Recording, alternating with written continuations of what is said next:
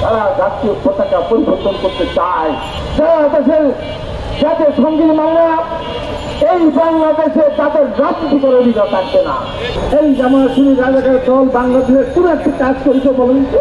রিমান্ডে গেলাম, electric shock খেলাম, রাস্তায় রাস্তায় পুলিশের ছিটা খেয়ে রাস্তায় রাস্তায় আমরা কাজ পেয়েছি। এই প্রেস ক্লাবের সামনে আমাদের শফিউল বাবুকে এখান থেকে রক্ত দিয়ে সে বাবু পরবর্তী আমাদের বাস থেকে হারিয়ে গিয়েছে। 5 বছর তার মৃত্যু তাকে পার হল।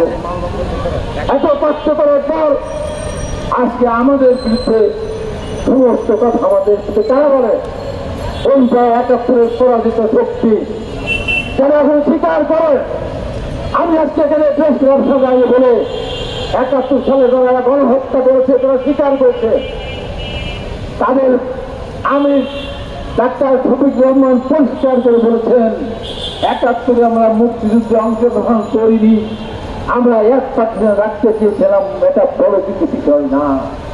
এই কথা বলার মধ্যে যে এই প্রমাণ হয় 71 সালে 71 সালে রাজাকার সৃষ্টি, 71 সালে আলবদল সৃষ্টি, আসাম সৃষ্টি, শান্তি কমিটি সৃষ্টি করে মানুষের বাড়ি বাড়ি গিয়ে হামলা করা, মেয়েদেরকে পাকিস্তানিদের হাতে তুলে দেওয়া, এই সব দায়িত্ব তারা স্বীকার করে নিয়েছেন। এখনো তারা আবার বিদ্রোহে যান না, এখনো তারা জাতীয় সঙ্গীত পাঠায় না, তারা জাতীয় পতাকা পরিবর্তন করতে চায়।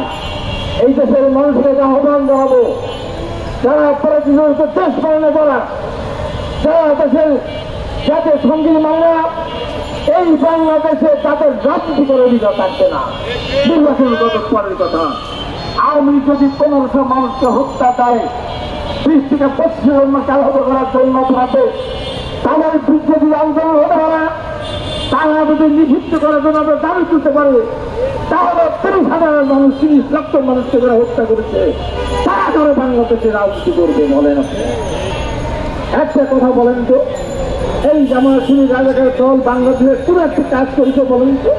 ওই চরমনায় তারা তো স্বাধীনতার বিপক্ষে শক্তি ছিল, বলেন বাংলাদেশের একটা কাজ করেছে? একটা কথা বলেন, একটা কথা বলেন, বলুন তো একটা কথা।